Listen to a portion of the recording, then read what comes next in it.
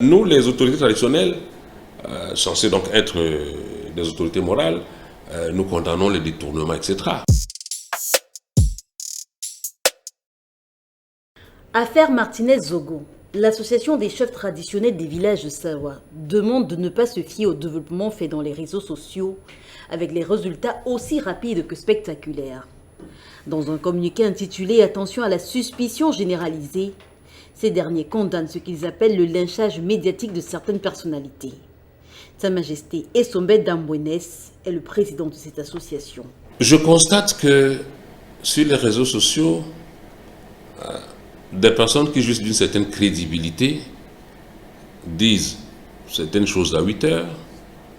D'autres personnes qui jouissent également d'une certaine crédibilité disent des choses contraires à 10 heures. Et chacun se prévaut d'avoir la primeur de l'information.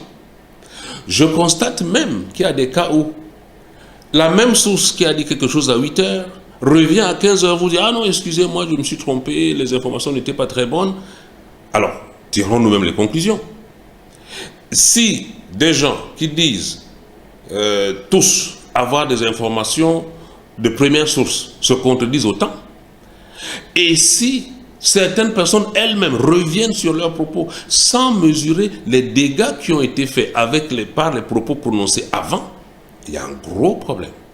Depuis le 22 janvier, en effet, date à laquelle est retrouvée à Ebogo 3 la dépouille de l'homme de médias, les réseaux sociaux se sont érigés en véritable tribunal, condamnant sans embâche certaines personnes aujourd'hui interpellées dans le cadre de l'enquête, mais aussi en indexant particulièrement un membre du gouvernement.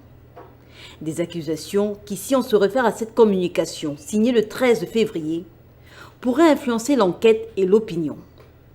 Pour autant, l'association des chefs traditionnels des villages de Sawa se désolidarise de tout enfant Sawa dont la responsabilité est avérée dans les distractions de fonds. Ici, elle cite les chantiers de la CAN et le budget relatif à la gestion du Covid.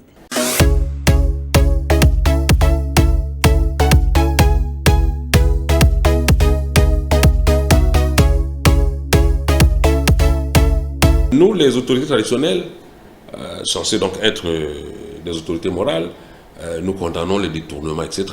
Sauf que, quand on l'a fait dans de très beaux discours, nous sommes encore aux premières lignes, aux premières loges des inaugurations, des dons qui sont faits par des personnalités, sans que nous ne questionnions l'origine des financements.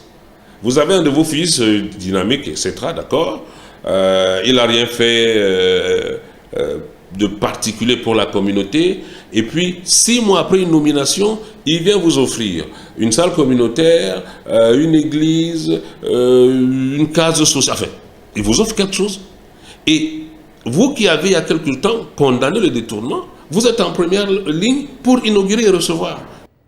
Interpellé par certains sur le besoin de faire ressurgir ces 2 scandales, Covid et CAN, au moment où l'opinion ne parle que de l'affaire Zogo, le président de l'association des chefs traditionnels Sawa du Vouri précise qu'il ne s'agit que du rappel d'un communiqué, écrit lui il y a 2 ans.